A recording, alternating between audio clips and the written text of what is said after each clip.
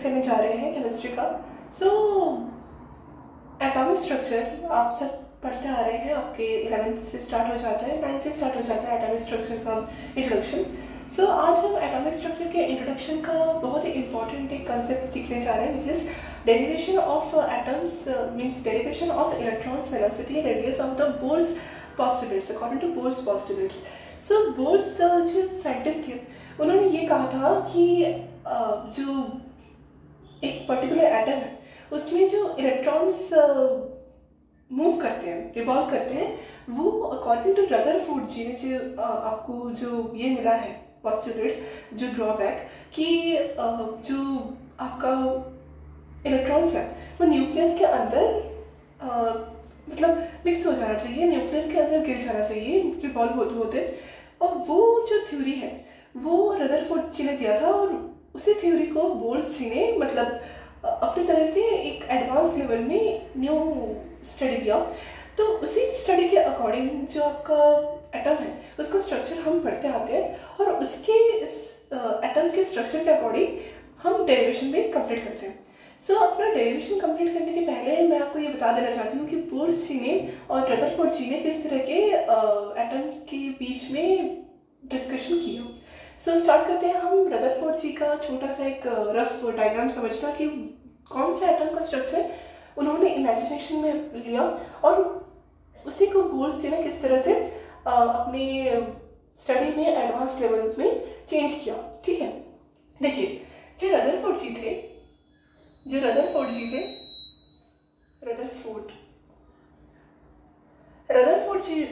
जो थे वो सोचते थे कि अगर न्यूक्लियस आपके बीच में प्रेजेंट होता है किसी भी एटम में, तो एटम के बीच में अगर न्यूक्लियस प्रेजेंट है इसका मतलब ये है कि इसके चारों ओर इलेक्ट्रॉन्स मूव कर रहे हैं।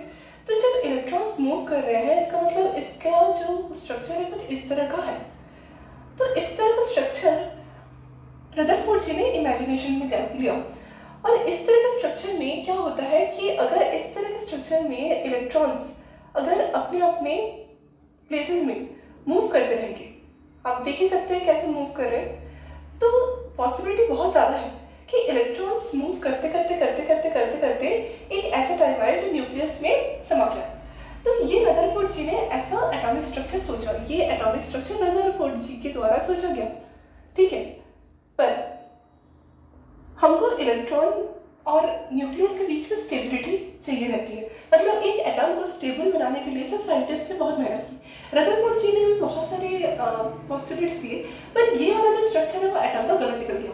तो इसको प्रूफ करने के लिए अगेन बोर्स जो साइंटिस्ट थे उन्होंने एक न्यू स्टडी दिया, और उसी स्टडी के अकॉर्डिंग जो एटम का स्ट्रक्चर है वो स्टेबल दिखा, और उसी स्टेबिलिटी के अकॉर्डिंग हमने अपना न्यूमेरिकल सॉल्व किया। हम अपना न्यूमेरिकल अभी सॉल्व करने वाले हैं, उससे पहले मुझे आपको बता देना पड़ता है ना कि कौन सा आपका स्ट्रक्चर हम क्यों पढ़ते आ रहे हैं, क्यों इस साइंटिस्ट का ही न्यूमेरिकल हम पढ़ रहे हैं, इसलिए मैंने आपको इसका स्ट्रक्चर दिखाया। अब जब बोर्स जी ने इसमें स्टडी किया बोर्स एटॉमिक मॉडल, तो वो कैसे दिखा। बोर्स एटॉमिक मॉडल में बोर्स जी ने देखा कि जब एक एटम स्टेबल है तो स्टेबल होने की वजह से उसके बीच में न्यूक्लियस है, ये तो पक्का है। ये हम पढ़ेंगे scattering of gold, scattering of means alpha particles in gold foil, ये हम पढ़ेंगे, ये रदरफोर्ड जी ने कहा था। तो ये न्यूक्लियस तो होगा ही एटम में, इलेक्ट्रॉन्स भी होगा, क्योंकि न्यूट्रॉन्स, इलेक्ट्रॉन्स, प्रोटॉन्स, तीन पार्टिकल्स ही होते हैं जो एक एटम का बनने का पार्ट है। तो न्यूक्लियस में पॉजिटिव चार्ज है, न्यूक्लियस में है, इलेक्ट्रॉन्स भी है, और न्यूक्लियस के चारों ओर मूव कर रहे हैं, इतना तक सबको क्लियर था, पर कैसे मूव करें वो क्लियर नहीं था। तो इसको समझा बोर्स जी ने कि शायद जो पॉजिटिव चार्ज है वो पॉजिटिव चार्ज में कोई कनेक्शन है ही नहीं, मतलब कोई रास्ता है ही नहीं पॉजिटिव चार्ज तक पहुंचने के लिए। फॉर एग्जाम्पल आप समझो कि एक पार्क है, ठीक है, उस पार्क में अगर जगह ही नहीं रहता घुसने का तो हम कभी पार्क तक पहुंच ही नहीं पाते। ठीक है, फॉर एग्जाम्पल पार्क के चारों ओर बाउंड्री, ठीक है, अब वो बाउंड्री में कहीं रास्ता गेट ही नहीं है कि हम पार्क के अंदर घुस पाए, तो उसी तरह हम क्या होंगे कि बाउंड्री के चारों ओर गोल गोल घूमते रहेंगे ना। तो उसी तरह आप बोर्ड्स का भी थिंकिंग को समझने की कोशिश कीजिए कि ये आपका पॉजिटिव चार्ज है, अब पॉजिटिव चार्ज में कोई गेट है ही नहीं कि जिसके अंदर इलेक्ट्रॉन्स आ पाए, घुस पाए। तो उन्होंने क्या सोचा कि शायद ये जो पॉजिटिव चार्ज है, न्यूक्लियस है, उसके चारों ओर शायद एटम्स का जो रास्ता है वो कुछ इस तरह से बना होगा। अब इस तरह के रास्ते में आप देख सकते हो कि अगर इलेक्ट्रॉन्स अपने अपने ऑर्बिट में घूमते रहेंगे तो कोई पॉसिबिलिटी नहीं है कि वो जाके इस न्यूक्लियस पर चिपके, इस न्यूक्लियस पर अट्रैक्ट हो। हाँ, एक अट्रैक्शन पावर तो है, स्टेबिलिटी मेंटेन करने के लिए अट्रैक्शन पावर मेंटेन होगी, पर इसमें कोई रास्ता ही नहीं है कि न्यूक्लियस में आके जुड़ पाए, आके घुस जाए। तो एटम कभी भी नष्ट नहीं हो सकता, एटम स्टेबल रहेगा हमेशा। तो इसी तरह बोर्स एटॉमिक थ्योरी सफल हुई, सक्सेस मिली इसको, और इसके बेसिस पे हम अपना डेरिवेशन करते हैं इलेक्ट्रॉन्स, वेलोसिटी और मास के अकॉर्डिंग। तो हम इसका ही डेरिवेशन पढ़ेंगे आज, और ये आपका बोर्स का स्टडी है। सो आपको समझ में आया कि क्या पढ़ने वाले हैं, क्यों पढ़ने वाले हैं? क्लियर? ओके, सो मैं मिटा दूं? फाइन।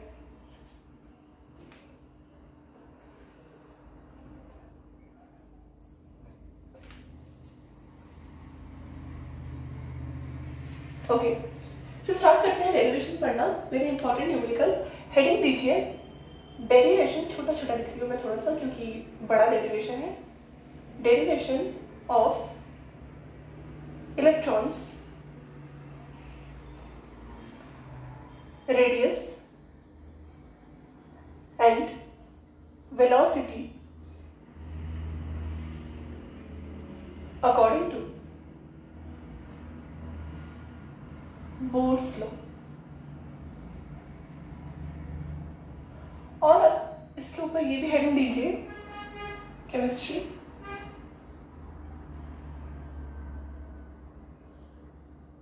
Atomic structure chapter. और ये जो चैप्टर का ये जो टॉपिक है ये आपका अप टू बहुत साल तक चलते रहेगा, क्योंकि जो चैप्टर नहीं है क्लास 11, क्योंकि ये जो चैप्टर है ये चैप्टर अब तो इतना इंपॉर्टेंट है कि 9 से स्टार्ट किया जाता है इसका पढ़ाने का। देन 9, 10, 11, 12 अप टू यूनिवर्सिटी तक आपका ये चैप्टर कंसेप्ट क्लियर किया जाता है, क्योंकि बहुत इंपॉर्टेंट है, बच्चों को बहुत डाउट है। सो स्टार्ट करते हैं हम डेरिवेशन पढ़ना कि एक्चुअली में डेरिवेशन दिखता कैसे है। देखिए, डेरिवेशन को सीखने से पहले हमको कुछ इंपॉर्टेंट फॉर्मूला को पढ़ लेना पड़ेगा। अगर आप फॉर्मूला नहीं पढ़ेंगे तो आपको कभी भी डेरिवेशन कंप्लीटली समझ नहीं आएगा, क्योंकि डेरिवेशन में हम इस वाले फॉर्मूला को उस वाले फॉर्मूला की इक्वल देते हैं, कब हम उस वाले फॉर्मूले से एक न्यू डेरिवेशन निकाल दिए। इसको समझने से पहले हमको कुछ इंपॉर्टेंट फॉर्मूला को समझ के रखना पड़ेगा, कुछ इंपॉर्टेंट फॉर्मूला को लर्न करना पड़ेगा।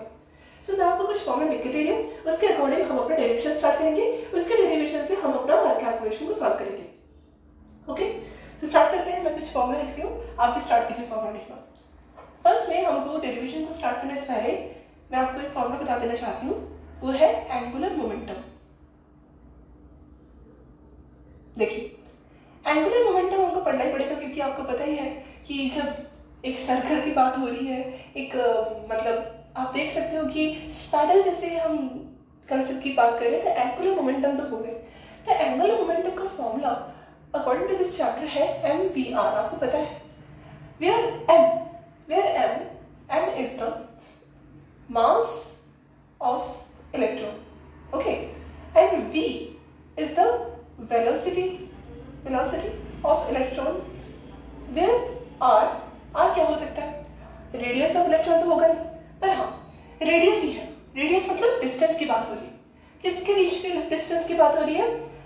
न्यूक्लियस और ऑर्बिट के इलेक्ट्रॉन के डिस्टेंस की बात हो रही है। So it is the radius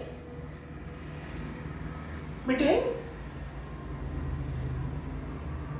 nucleus and nth orbit. nth orbit मतलब कितने नंबर के शेल में ऑर्बिट के इलेक्ट्रॉन तक जाने का रास्ता, उसी डिस्टेंस को हम रेडियस बोलते हैं ऑफ mvr के अंदर। अब ये एंगुलर मोमेंटम का फॉर्मूला है। अब एंगुलर मोमेंटम mvr के इक्वल कुछ होता है। क्या होता है? mvr is equals to nh/2π, where जो h/2π है ये होता है Planck's constant. Okay, Planck's constant क्या होता है आपको पता है कि ये अकॉर्डिंग टू आपको लिखने देना पड़ेगा, मैं लिख देती हूँ ऊपर कि ये according to this is quantised. अब मैं आपको क्वांटाइज्ड का मतलब थोड़ा सा डिटेल बताना चाहती हूँ।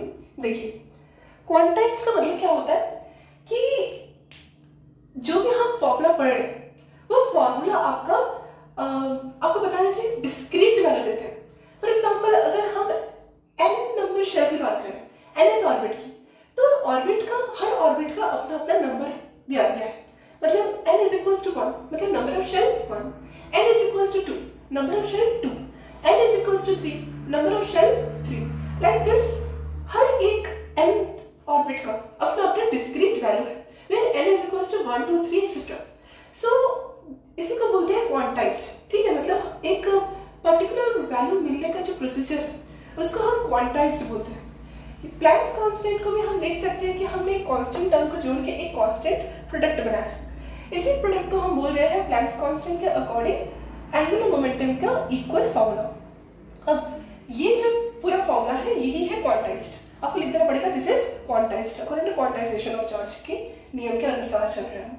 अब देखिए ये प्लैंक्स कांस्टेंट आपको ये बताता है कि आपका जो फॉर्मूला आएगा वो फिक्स्ड होगा, क्योंकि आपको पता है कि according to Rutherford ji confuse हो गए थे कि किस तरह से इलेक्ट्रॉन और न्यूक्लियस के बीच का रास्ता बना। तो उन्होंने एक रफ डायग्राम में ये समझाया कि शायद न्यूक्लियस के चारों ओर ऐसे स्पाइरल की तरह इलेक्ट्रॉन मूव करते होंगे, पर ऐसा गलत हुआ।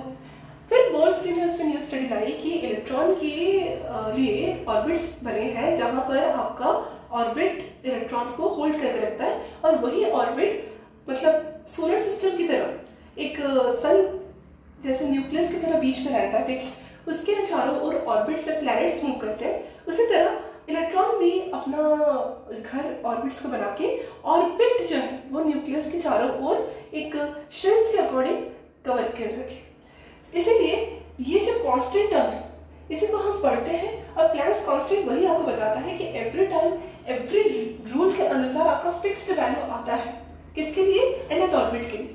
सो ये mvr is equal to nh/2π में जो h/2π है वो आपका 2h/2π ऐसे आपको 3h/2π ऐसे वैल्यू बढ़ते जाते हैं, इंक्रीज हो सकते हैं।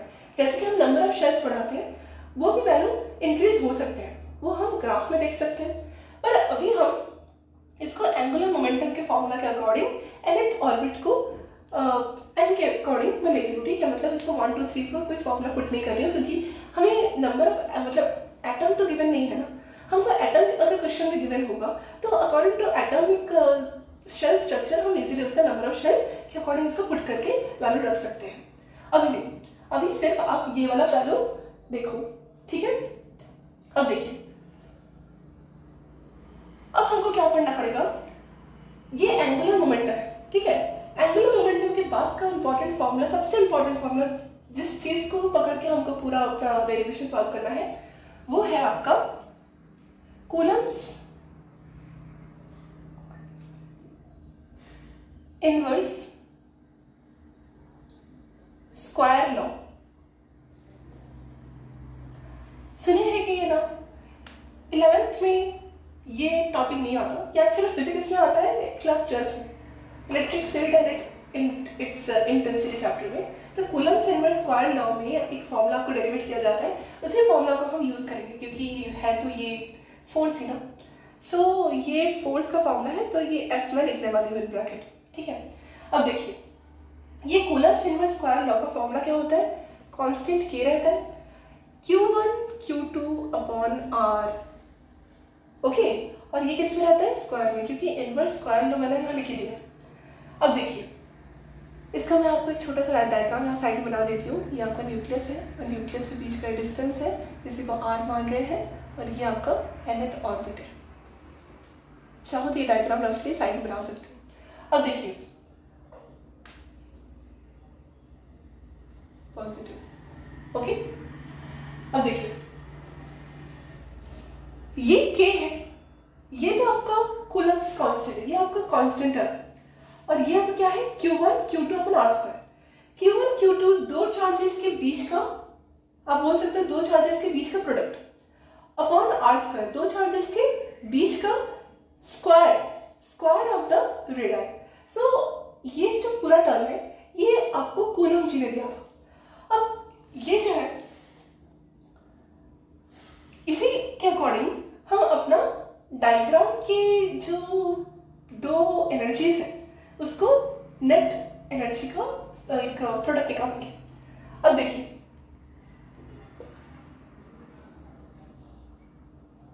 हमको दो एनर्जीज का रिक्वायरमेंट होगा, ठीक है। फर्स्ट एनर्जी होगा पोटेंशियल एनर्जी,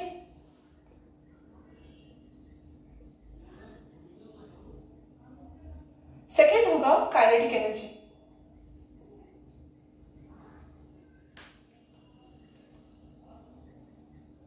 अब बोलिए कि आपको पोटेंशियल एनर्जी और काइनेटिक एनर्जी की रिक्वायरमेंट क्यों हुई?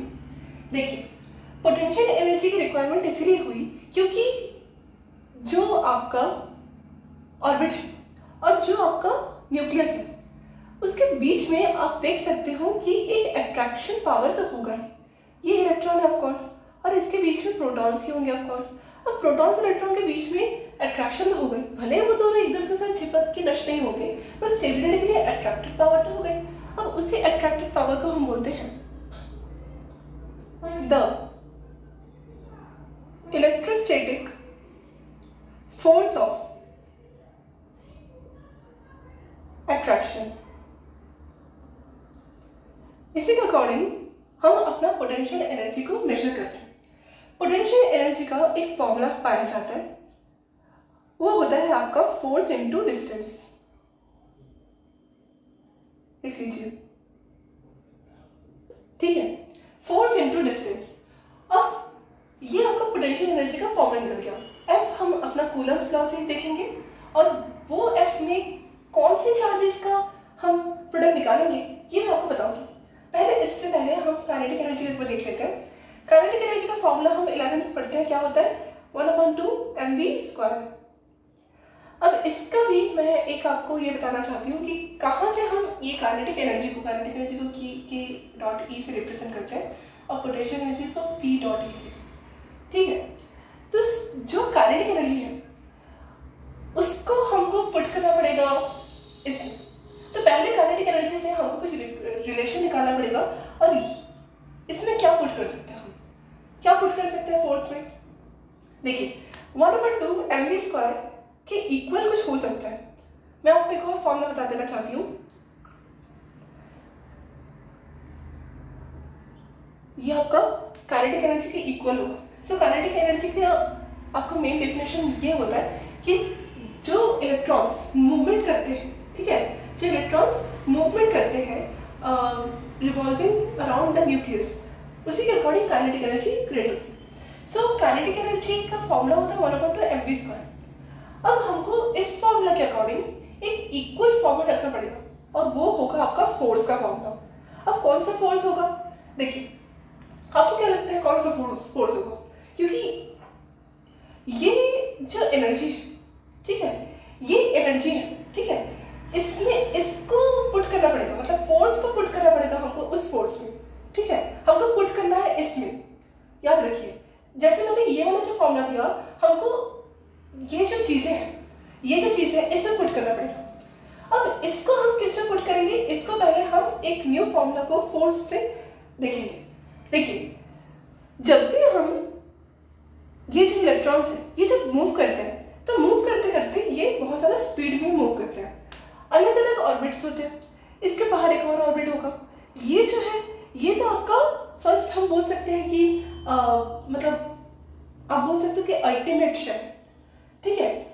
फिर आपको कौन सा शेल आ जाता है, पेनल्टीमेट शेल। देन आपको कौन सा शेल आ जाता है, आप बोल सकते हो कि ये वाला जो शेल है, ये वाला, ये आपको कौन सा शेल हो सकता है।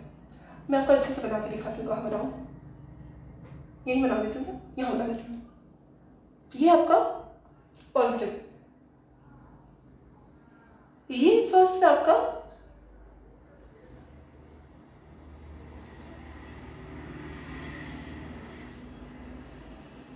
मैं आपको 3 शेल्स बना के दिखा रही हूँ। फर्स्ट शेल, ये सेकंड शेल, ये third shell. Okay, so first आपको मैं लास्ट शेल का नाम बता देती हूँ, विच इज वैलेंस शेल और अल्टीमेट शेल।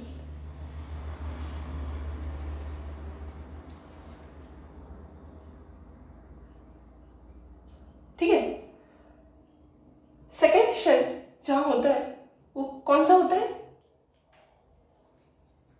दिख रहा है क्या, लाइट चली गई। सेकेंड शेल आपका होता है पेनल्टीमेट शेल।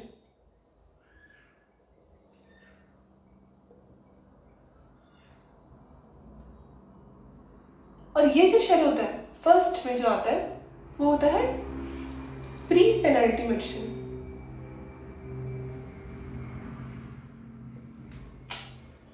शेल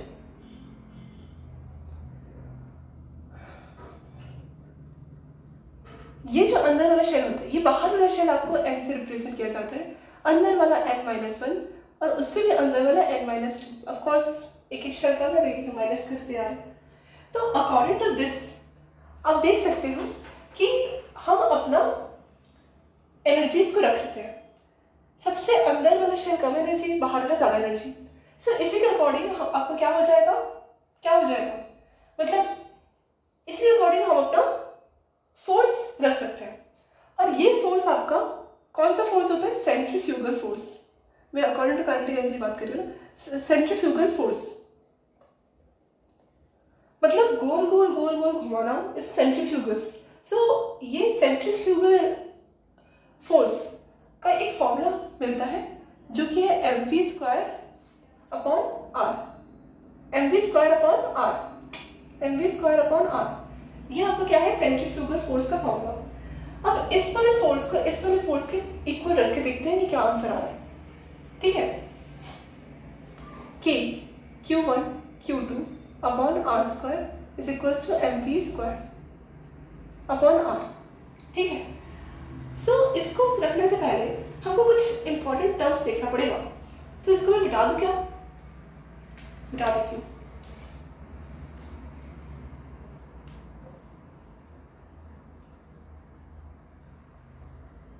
देखिए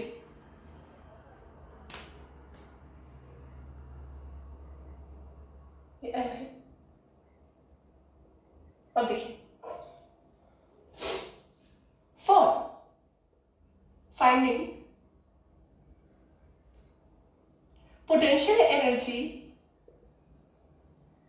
ऑफ इलेक्ट्रॉन, आपको लिखना पड़ेगा of electron like this.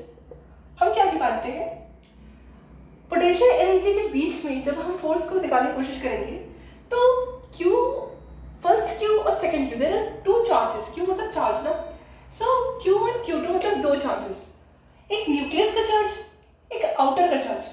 Nucleus के चार्ज की वजह से हमको माइनस रखना पड़ेगा क्योंकि दोनों में अट्रैक्शन और अट्रैक्शन मतलब पॉजिटिव नेगेटिव के बीच की बात हो रही है।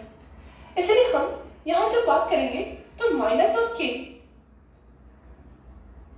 जो न्यूक्लियर चार्ज का रिप्रेजेंटेशन होता है ना, आप लिख लीजिए, न्यूक्लियर चार्ज का रिप्रेजेंटेशन होता है वो Z.E होता है। ठीक है, और माइनस ऑफ K ZE, इसमें कोई माइनस नहीं है पर हाँ ये प्रोटॉनिक है। Minus of K ZE² because of, क्योंकि बाहर का भी E था इलेक्ट्रॉन, आउटर और अंदर का protons, like this upon R क्या हो जाएगा, स्क्वायर ऑफ कोर्स। सो ये वाला आपका क्या है, potential energy. Okay, so potential energy का आपका ये फॉर्मूला आया। और पोटेंशियल एनर्जी का ये अकॉर्डिंग टू किस में रख रहे हैं, हम फोर्स में रख रहे हैं, हमको इसमें एनर्जी का डेरिवेशन चाहिए। सो एनर्जी के लिए क्या निकाला था हमने, फोर्स इंटू डिस्टेंस। डिस्टेंस को हम किससे रिप्रेजेंट करते हैं, radius of course. So minus of K ZE² upon R² into R, कितना आ जाएगा, minus of K ZE² R cancel upon R। तो ये है आपका एक्चुअल पोटेंशियल एनर्जी आया, आप देख सकते हो। अब देखिए अब क्या हो जाएगा, फॉर फाइंडिंग नेक्स्ट, ये आपका इक्वेशन 1 है EQ1, ये आपको EQ2। For finding kinetic energy of electron, क्या होगा for finding kinetic energy of electron, minus नहीं होगा, मतलब सिंपल के Q1 को मैं ऐसे लिख देती हूँ ZE² अपॉन R²। ये आपका काइनेटिक एनर्जी है। अब ये आपका क्या निकला, क्या निकला, क्या निकला, ये फोर्स निकला। अगेन इस वाले फोर्स को हमको इक्विवेलेंट रखना पड़ेगा किसके, सेंट्रीफ्यूगल फोर्स की। तो इसको सेंट्रीफ्यूगल फोर्स की इक्विवेलेंट में रखूँ तो mv² अपॉन R। ये वाला जो टर्म है ये कैसे दिया था, यहाँ लिख देती हूँ, जगह नहीं है। ये वाला टर्म अकॉर्डिंग टू, लिख दीजिए छोटा छोटा, अकॉर्डिंग टू बोर्स पोस्टुलेट से आया, ठीक है। अब ये वाला बोर्स पोस्टुलेट को हमको प्रूव करना पड़ेगा, तो कैसे करेंगे, देखिए यहां से हमको क्या चाहिए, क्या चाहिए हमको, mv²।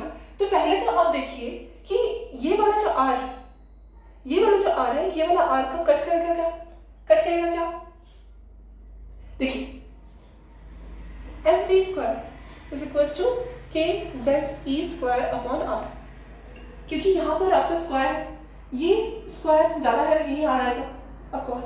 सर mv² का ये वाला फॉर्मूला है। mv² कहाँ पर हमने देखा था, जाना पहचाना, लास्ट टाइम काइनेटिक एनर्जी में। सो काइनेटिक एनर्जी का फॉर्मूला में 1/2 mv² होता है ना। So according to ke of electron 1/2 mv² का फॉर्मूला यही पुट कर दीजिए direct, kZe² upon r। Okay, so ये पूरा टोटल क्या आ जाएगा, क्या आ जाएगा, kZe² अपॉन 2r। अब देखिए ये काइनेटिक एनर्जी आया हमारे पास, ठीक है। अब काइनेटिक एनर्जी और पोटेंशियल एनर्जी में कुछ हमको दिख रहा है क्या रिलेशन, पोटेंशियल एनर्जी का है ये और काइनेटिक एनर्जी ये। पोटेंशियल एनर्जी नेगेटिव में है, काइनेटिक एनर्जी पॉजिटिव में है और हाफ है, ये दोनों डिफरेंस है। यहां से हम अपना क्या निकाल सकते हैं, नेट एनर्जी, एनर्जी नेट मतलब टोटल, मतलब potential energy plus kinetic energy हमको करना पड़ेगा, ठीक है। किसको मिटा दो क्या, ओके।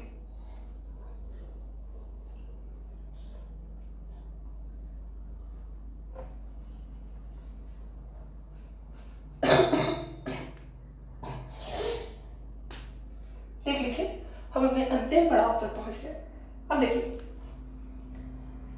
जब मैं नेट एनर्जी निकालूंगी, ई नेट लिख दीजिए, ये एनर्जी है ना, इलेक्ट्रिक लिखिए, ई नेट निकालूंगी तो आपको क्या आ जाएगा, कि ZE² upon 2r minus of potential energy which is kZe² upon r।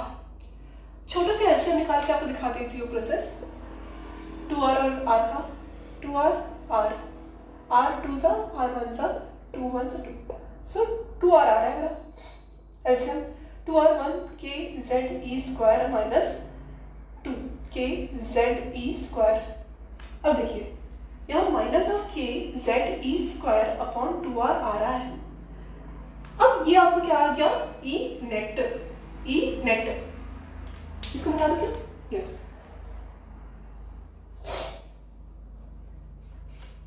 अब देखिए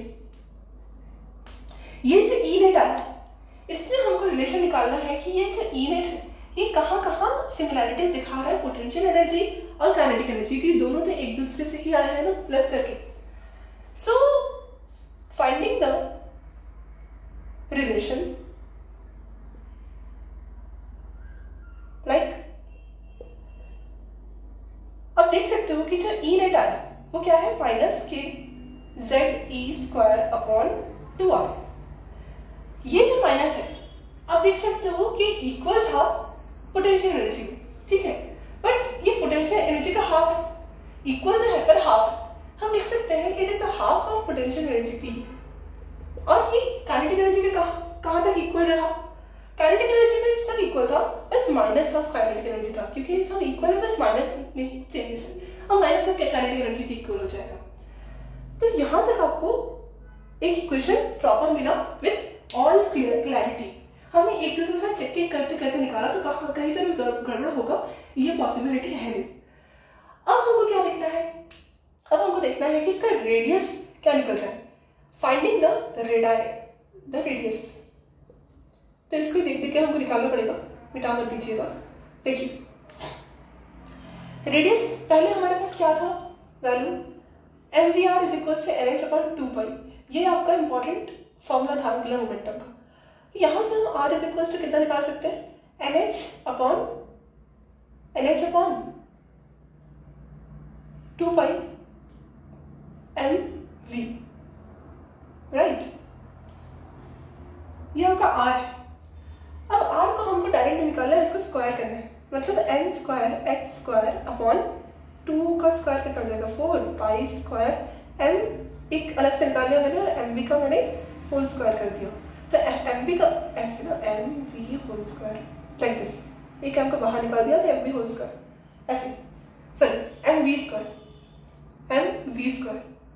लाइक दिस, होल स्क्वायर था मैंने इसको बाहर किया ऐसे। हाँ अब देखो ये जो mv स्क्वायर है ये पहले से देखिए ये तो हमारा रेडियस निकल गया, रेडियस को स्क्वायर था, स्क्वायर में था ना रेडियस। अब देखिए अब हमारे पास वेलोसिटी निकालना पड़ेगा हमको, क्योंकि रेडियस को पुट करना है। सो वेलोसिटी कैसे निकल जाएगा, यही आपका वेलोसिटी यहाँ से निकल जाएगा, v बस बाहर आ जाएगा, वही एनएच रहेगा और 2 पाई एम आर। अब ये वाला r को हम पुट करेंगे कहाँ, ये r को हम पुट करेंगे ना, हमारे पास तो है ही, तो पहले हम इसको कैलकुलेट कर लेते हैं। सो r इज इक्वल्स टू कितना आ जाएगा, ये n square h square upon 4 pi square m into k z e square, इसको पुट करना पड़ेगा हमको। तो v इज इक्वल्स टू कितना आ जाएगा, n h upon 4 pi square m into k z e square. Yes, तो यहाँ पर r कहाँ है, r कहाँ दिख रहा है हमको, मतलब ये r को हमको पुट करना है, ठीक है। सो हमने देखा यहाँ पर r था 5 into 2 pi, wait, v is equals to n h 2 pi m into ये वाला product n square h square, ये ऊपर की तरफ जाएगा 4 pi square m into k z e square, cut कीजिए 2 पाई कैंसिल हो जाएगा, एन एच कैंसिल, तो v इज इक्वल्स टू कितना आ जाएगा, के जेड ई स्क्वायर अपॉन ऊपर आ जाएगा 2 पाई, नीचे m कैंसिल, नीचे एक NH। ये वाला आपका एक फॉर्मूला आगे रेडी है of the velocity of electron of nth orbit. ये आपका इक्वेशन कंप्लीट है। यहाँ तक आपको समझना बहुत इंपॉर्टेंट है, क्योंकि ये आपका एक पूरा बोर्ड्स लॉ का न्यूमेरिकल डेरिवेशन है और इसी के सहारे से हम अपना फॉर्मूला कंप्लीट करते हैं। So thanks for watching all the lecture of this chapter and आपको कोई डाउट हो तो आप कमेंट में बताना, कोई भी confusion related to this video you can just share in the comment. Thank you and तब तक के लिए अच्छे से पढ़ाई करते रहिए। Thank you.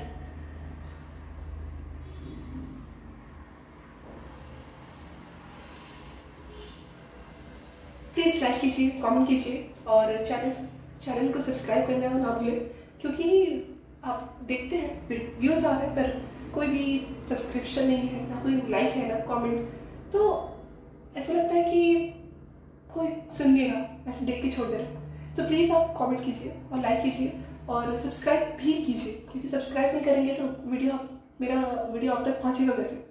सो प्लीज़ तब तक के लिए मेरे मेक तेरी साइंस क्लासेस चैनल को सब्सक्राइब कीजिए और ऐसे ही अच्छे वीडियोज़ के लिए keep like and keep share. Thank you.